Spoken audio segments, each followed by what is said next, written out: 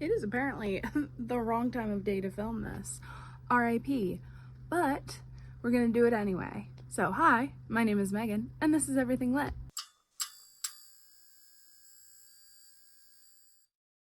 Today, I'm gonna talk about my October wrap-up. I'm going to a show later, so this is not a normal look. And Vino is here. You heard me say his name. Say hi, Vino. Vino, say hi. He says, yeah? Say hi to your fans. Yeah, he says hi. What he really says is, girl, open the window. So Books and Lala does this fun thing where she organizes her wrap-ups in like fun, interesting ways. And this month, I read 3 books that take place in Vermont. So I thought, why not organize them by how far they are from me? So these are organized by location, and I read an unprecedented 17 books in the month of October, which is crazy. It's the most books I've ever read in a month. I can't even. And you know how I did it? Audiobooks. Just ruthlessly listening to audiobooks.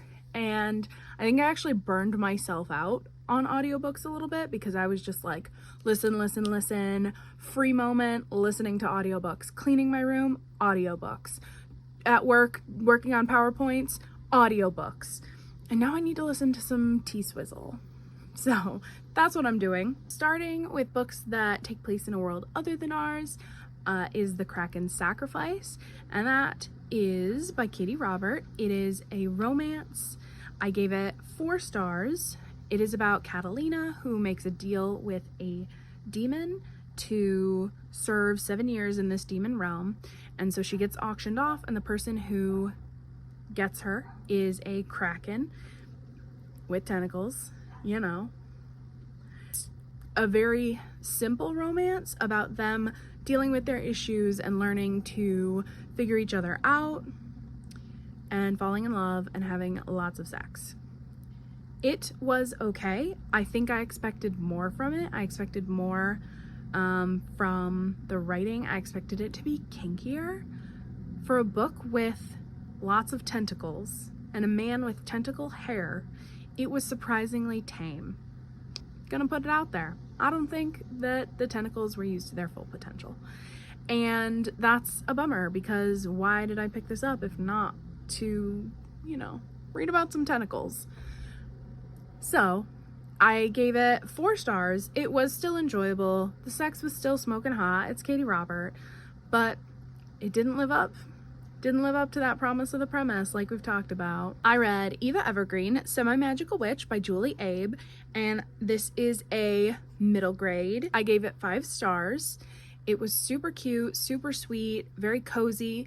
It's about this girl, Eva Evergreen, her name's on the title, and she is 13. She's had her 13th birthday, and for witches, that means you go on your novice quest, your novice adventure to become a witch. And she only has like a pinch of magic, so she thinks maybe she can't do it, but she gets the chance to go to this new town and prove that she can be a helpful witch, because witches are meant to do good in this universe. And it was just so sweet and cozy, and like her meeting friends and her making like a found family in this town and helping people, and like there's a lot of hijinks that like turn out well. Very comforting read. I really enjoyed it. And I will be reading the sequel maybe next year because witches, or maybe I'll buy it sooner and read it. The next book I read is Long Live the Pumpkin Queen by Shay Earnshaw. This also does not take place in our world. It takes place in Halloween Town. This is YA. I gave it 3 stars. I love The Nightmare Before Christmas. I'm a 90s kid. What do you expect? I love the music, I love the vibes, and I love Jack Skellington.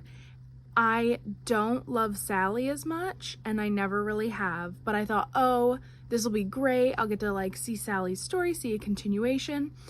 And I was on board for the first part. So basically, she and Jack get married, and the pressure of like being the pumpkin queen is a lot for her because she was an outcast before and like locked in Dr. Finkelstein's tower, if you've seen the movie, you know that Sally was sort of an outcast, and she spent a lot of the movie hiding away from other people, trying not to get caught by her father, creator / captor. In this book, the pressure gets to her and she runs away for a second, and she finds a magical door, because there are the holiday doors, or the doors to the holiday towns, but she finds another door with a half moon on it, and this begins the adventure. She leaves it open and something comes out of the door, and I was so on board with the first half of the book, where, you know, the main plot kicks off. The inhabitants of Halloween Town were really well written, really fun. Jack and Sally were really cute. I enjoyed seeing the other holiday towns. We really get to see Valentine's Town, which is fun.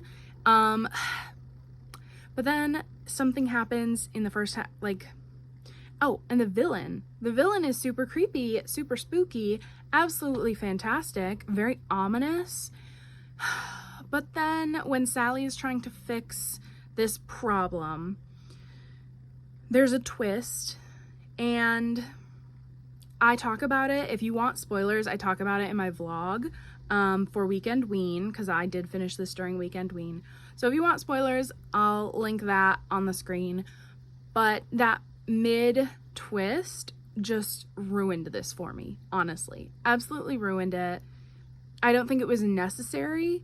I don't think it helped. I don't think there was a lot of character development for Sally. I think pop culture has, I don't know how to put it. In the movie, Sally is already brave and wants to run away and is determined to live her own life, right? She has her sad song about maybe she and Jack just aren't meant to be, but that isn't stopping her from trying to get away from Dr. Finkelstein. I feel like this book wanted there to be growth from, like, unsure, insecure, trying to find her place in Halloween Town, to, you know, like, being the Pumpkin Queen. And I just think that wasn't, how awful of a review is it to say I think that wasn't the right story for Sally? And I really didn't like, there's like a cameo from Queen Elizabeth, did not like that. Like, we do not deify monarchs here.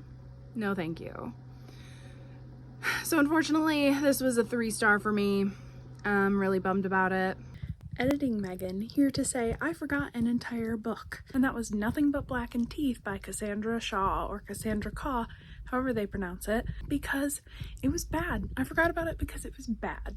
I gave it 2 stars. It's a horror novella. The character motivations didn't make sense. The villain / entity wasn't that scary.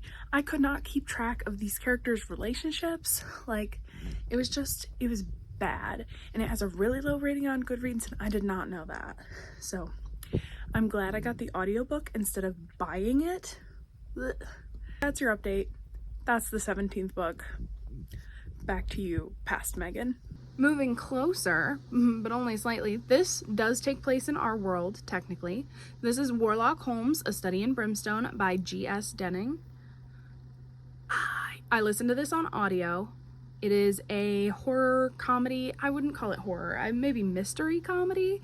It's a pastiche. It's a parody of Sherlock Holmes, obviously, Warlock Holmes. I gave it 3 stars. This takes place in London, which is far away from me. And it is a novella and then several short stories about Warlock Holmes and Dr. Watson, and it is still told from Dr. Watson's perspective.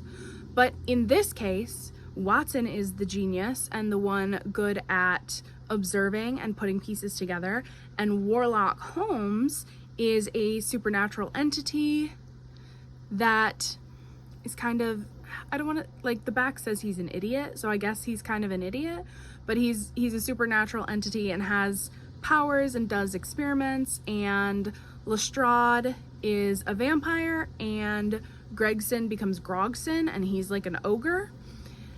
And it just was not what I wanted it to be. It was a little too silly for me. And one of the things about Sherlock Holmes is reading from Watson's perspective is like better. Like, there are a few stories that are narrated by Holmes himself, and they're just like not as good because Holmes is too self-satisfied.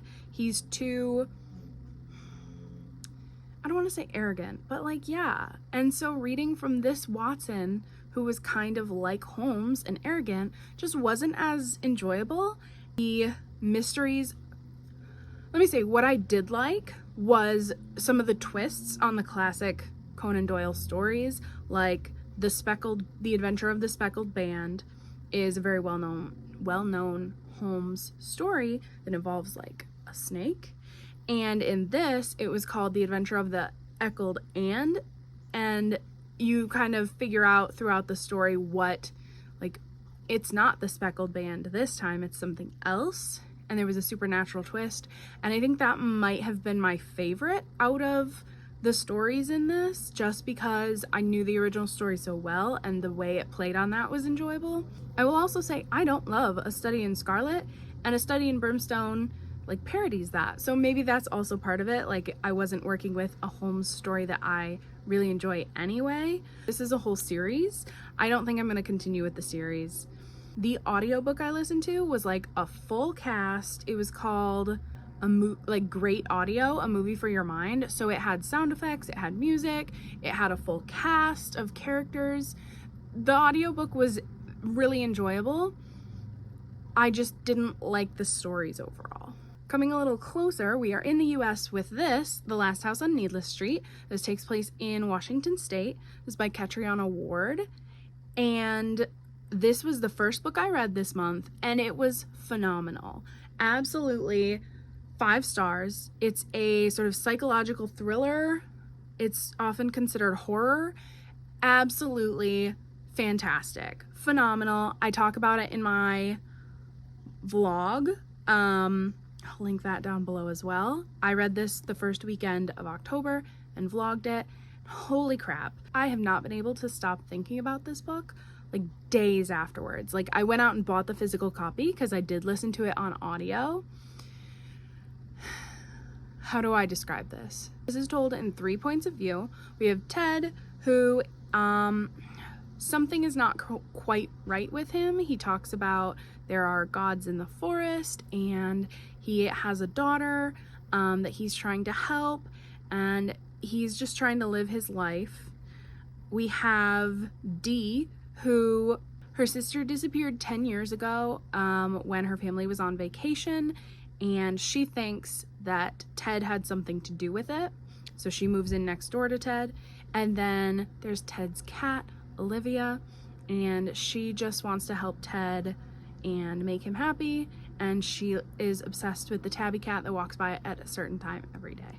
This book is so interesting and so interestingly written, and in my vlog I'm just like, oh, the craft and the care and the research that went into making this book what it is just almost unimaginable. Like, I cannot imagine having written something this wonderful. It leads you down certain paths and makes you think certain things, and then when it turns that key, you realize that you have been led down a path to think this way, but it's also your conditioning and your ideas about society and mental illness, and like, it's such a puzzle, and it's so good. Sorry, the light is just, ooh, we struggling. I'm gonna stop talking about this book, but it was absolutely fantastic. 5 stars. If you can handle being unsettled and being uncomfortable for a significant portion, the payoff is absolutely worth it. And the audiobook is wonderful as well. Specifically, like when the narrator does Olivia the cat with all the meows and the sound effects, it's so good. Moving a little closer, this takes place in California and Texas. The Last Thing He Told Me by Laura Dave is a mystery. Some people might call it a thriller, but I really think it's just a mystery. I gave this 4 stars. This is about a woman whose husband disappears. His company has been, not his company, the company he works for is being busted for fraud. And so her husband disappears and leaves a note for her that just says, protect her. And he's talking about his 16-year-old daughter. And this sets the main character, whose name I can't remember, off on a journey to discover why he disappeared, what he knew about the business, and how can she protect his daughter when she doesn't really know what's going on. I thought the mystery unraveled really well. I think it was well paced. I did like the way the characters grew and the way this woman and the daughter connected over time over this shared loss. Toward the end, I was less invested. I didn't love how the mystery wrapped up entirely, but I did enjoy the journey. And I listened to this on audiobook as well, and I think the audiobook was really well done. Overall, an enjoyable mystery, very domestic, very, not cozy mystery, but not violent and gory and rough. Just sort of a domestic unraveling kind of mystery. All right, traveling further east, closer to Michigan, we have The Only Good Indians by Stephen Graham Jones. This takes place in North Dakota and Minnesota. This is about 4 friends who are stalked by this entity. They did something wrong, did something bad a year ago. I think it was only a year. Maybe it was 10 years. There's a lot of 10 years in this. But they did something bad several years ago, and now this entity is coming to get its revenge. I did not care for this. This is like straight up horror, and it was not a good time for me. I listened to the audiobook, and the audiobook was really well done, but there's so much blood and gore and violence, and I don't do well with that, and I didn't realize how much gore. I really need this light to stop. What if we just change angles slightly? The blood and gore in this was just too much for me. And like trigger warnings, 2 dogs die. Actually more than 2. Like a lot of dogs die in this book. And it's very disturbingly explained. And when like people start dying, it's also just very disturbing. Not a fan. Very gross, very horrifying. So if you like horror, if you like blood and guts and gore and revenge stories, you'll probably like this, but I did not. When it says gritty, it's not kidding. So I ended up giving this 3 stars, and the reason I gave it 3 stars, because from the way I'm talking, you'd think it's like a 1 star. The book is not bad. It's well written. It's interesting. It's saying interesting things about legacy and Native Americans and family, but I just didn't enjoy it. So it feels a little too harsh to give it a 1 star because it's not a bad book. It just wasn't for me. Moving a little closer, we have Curiosity Thrilled the Cat by Sophie Kelly, and this takes place in Minnesota. This is a cozy mystery. I gave it 3 stars. I liked the main character. I liked the cats. What if I just am backlit? I liked the small town vibes. I liked getting to know all the characters, but it was too slow. The mystery was very meandering as we, get to know these characters and unravel some things. And the cats, if you can't tell, it's a magical cat mystery. Her cats are magical. Like, one can walk through walls and one can turn invisible. And that just made it a little too easy to get clues and like solve mysteries and get information that she wouldn't normally have. So I gave it 3 stars. I don't think I'll continue with this series because I can't get the audiobooks or anything on my Libby app or what's the other one? Or Hoopla. I've got another middle grade, and this one is closer. It feels closer because there are a lot of Michigan-Florida commuters. This takes place in Florida. This is Ghost Squad by Clarabelle A. Ortega. This is middle grade, and I gave it 3.5 rounding up to 4 stars. This was the very last book I read this month. I finished it on Halloween, which was very fun. I was listening to it on audio while waiting for trick-or-treaters to come up. But I do think because I listened to it so fast, it lost some of the joy and excitement, and that's why I'm giving it a 3.5. I think if I reread it in physical form, I would enjoy it more. This is about 2 best friends who accidentally summon some demons, and now they have to catch these ghosts and put them back in the other world. And since this takes place on Halloween, the veil between the other world and ours is thinner, so a lot more ghosts can come through. There is an overall villain, so it's not like totally these girls' fault. It was very cute. It was very fun. I liked the humor. I liked the adventure. I liked the cat. And I liked the aspect that, like, when you're ghost hunting, you should always have a cat with you. Love to see it. I think that I would want to reread this in physical form. And I'm interested in her other middle grade witchlings. So this was a 3.5 for me, but I do think it is a good book, and especially for the age range, the middle grade that it is written for, I think it's wonderful. So moving up from Florida, we have a book that takes place in Georgia, The Weight of Blood by Tiffany D. Jackson. This is a YA horror. It is based on Carrie. It's a Carrie retelling, essentially. And if you know the story of Carrie, then this follows that plot very closely. We know that on prom night, something happens to the main character, Maddie, and she gets revenge on the town for bullying her and ostracizing her. I really loved this. They're saying important things about like community and racism in your community, but also, you know, standing by and not calling those things out is also racist. Whew, the wind is just crazy. So I gave this 5 stars. I think it was absolutely fantastic. I was really rooting for the main character, Maddie, and the slight romance that happens.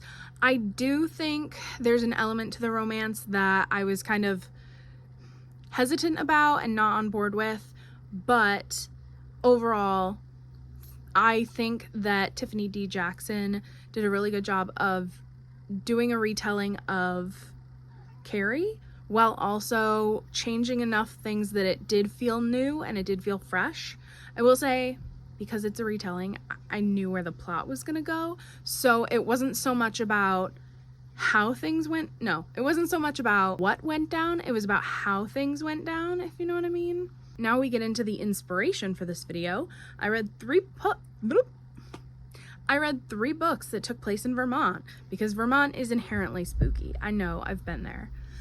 So first, we have Small Spaces by Catherine Arden. This is another middle grade, and Vino is behind the camera, so if I'm looking weird, this is a middle grade story about a girl named Ollie who has suffered a tragedy in the recent past, and she's sort of isolated, doesn't have a lot of friends, and then she goes on this field trip with her class, and the bus breaks down and they get this ominous message saying they'll come for you. And so she gets off the bus with 2 other people follow her, and they become friends as they sort of stumble into this other world. They're pursued by like nightmarish scarecrows, and they have to find the smiling man and defeat him to get out. It's very scary. It's very ominous. I really loved it. I listened to the entire audiobook basically while raking leaves because I have so many heckin' trees. I really loved the characters. I loved Ollie. I loved her friends that she made. It was super scary but also sweet. I cannot wait to read the rest of the series, and 5 stars. Next book that took place in Vermont is Truly Devious by Maureen Johnson. This is a YA thriller, and I gave it 4 stars. I listened to the audiobook mostly, but I did read a little bit physically, and I think for the rest of the series I might choose reading it physically. But this is about a girl who gets into this famous Ellingham Academy, and the reason she wanted to go there in the first place is because this famous man who created this academy. It's more like a high school. Created this academy for artists and genius and children to live up to their full potential. But this man's wife and daughter were kidnapped and never returned, and they don't know what happened. It's this overarching mystery, like a famous cold case. The main character, Stevie, wants to go to this university to solve the cold case because she is very into crime and being a detective, and her sort of superpower is figuring out crimes. She's very much inspired by Sherlock Holmes, Agatha Christie books, all kinds of detective stories. So I really liked this. I thought the mystery was good. The overarching mystery, like spoiler alert, doesn't really get solved. It kind of does, but it doesn't. There's a secondary mystery that happens midway, and that was really interesting. A bit of a turn that I wasn't expecting. I liked the characters. The only thing I will say, the reason it's not a 5-star, is there's a romance in here that doesn't feel like a romance. I didn't love it. I think it has potential. I don't think it was bad. I just didn't care for the way it was done, and I didn't care for that character. So 4 stars. I will continue with this series as well. And the final book that took place in Vermont is Home Before Dark by Riley Sager. This is a horror or a horror thriller. I gave it 5 stars. It is about Maggie, who her father wrote this famous book. They only spent 20 days in this house, and then they fled in the middle of the night, and their father wrote a book about their experience, similar to the Amityville Horror, and got super famous, well-known book, and Maggie is sort of haunted by the book and that legacy. So when her father dies, she inherits this house, and she has no memory of what went down there or why they fled. So there's a mystery of her trying to figure out what happened in those 20 days that made their family flee, and figuring out how much of the book her father wrote is true, and if the house is really haunted. I thought this was really good. I love haunted houses. It was very ominous, very creepy, very spooky. And we have 2 timelines. We have the father's book. We have sections that are his book. And then we have the sections with Maggie in current time. And I thought that was a really interesting way to tell the story. I definitely was more interested in the book, the father's portion, than Maggie's sometimes, just because his part was clearly very supernatural, but it's also sort of fictionalized, and we find out more about that as the story goes on. I thought the twists, I wouldn't say twists, I thought the ending was good, and it was interesting and made a lot of sense. I'm gonna put spoilers, so if you haven't read this, if you don't want to read this, no, if you haven't read this, like when the spoiler thing goes away, you can come back. But if you don't care, then stick with me. I wished that it was actually supernatural, because we find out in the end that things are not supernatural and there's an explanation for everything. And I wish that that hadn't been the case. I wanted there to actually be ghosts. I wanted there to be haunting. I wanted there to be some ambiguity about what was happening. Like, even if there are explanations for the main scary things, just that little bit of ambiguity and that little bit of, wait, did that really happen, could have been better. Or that's what I wanted. I don't know about better, but that's what I wanted. All right, spoilers over. I did give this 5 stars. I still really liked it. And I don't know if I will read any other Riley Sager books though, because I've heard so many mixed things. All right, moving a little closer to Michigan, we have The Once and Future Witches by Alex E. Haro. This takes place in Massachusetts or in New Salem. Now, I could have put this with the books that don't take place in our world, because this does have witches and witchcraft, and it does seem to take place in an alternate history, but I put it in Massachusetts anyway. This is fiction, historical fantasy, and it is about 3 sisters who want to bring witching back to Salem, and they want to reclaim their power as women by becoming witches or being witches and using their magic. There was really interesting things about storytelling and stories being passed down and knowledge being passed down through generations of women that I think was doing some interesting, important things. I also just thought it's really long. I listened to the audiobook and read it physically, sort of switched back and forth. Ooh, look at all that cat hair. Ooh. And it took me a while to get into it, and I almost DNF'd it a couple times because I was just like, I don't know if I really care. I'm kind of tired of it. There's a whole portion where they're like just running and in hiding and trying to not be caught by the bad guys, and that felt like it went on a really long time. So it was okay. I think I ended up giving it 4 stars in the end, and I do like Alex E. Harrow's writing. I do want to read more books by them, but this was just okay. I think if you really love witches and historical fiction, you'll probably like this. I don't know who I would recommend this to, actually. And finally, the closest book that I couldn't figure out where it actually takes place is Boss Witch by Anne Aguirre. I believe this takes place in an Indiana town. No, Ohio? One of those two, because in part of this book, the characters do travel to Michigan, and it's a pretty quick drive. So I think it takes place in Ohio. This is a romance, and I gave it 3 stars. This is the second in the Fix It Witches series, the first one being Witch Please, which I read last year. I listened to this on audio, and it was okay. I think the sex scenes were really good. It's a romance. It's very steamy. I think the plot had too much happening. It just had so much going on, and the romance got sidelined because of that. And the characters did grow from knowing each other and falling in love with each other, and like that's the goal of a romance, right? Is to have the characters grow in their separate journeys by falling in love with each other, or at least that's my favorite kind of like romance story. But with this, there was just so much happening. Like the main character is trying to distract this bounty hunter from finding her and her coven by sleeping with him, and he doesn't really want to be a witch hunter. It's like his father's legacy, and he's really beaten down by his father. But then his grandfather randomly gets in touch with him, who has been like in hiding, and just so much going on. And then Clem, the main character, who is trying to distract this bounty hunter, also has issues like with her mom and her grandma and her dad, and just so much is happening. There's so much conflict in this. And I also think it's very strange. It was very weird that this takes place at the same time as Witch Please.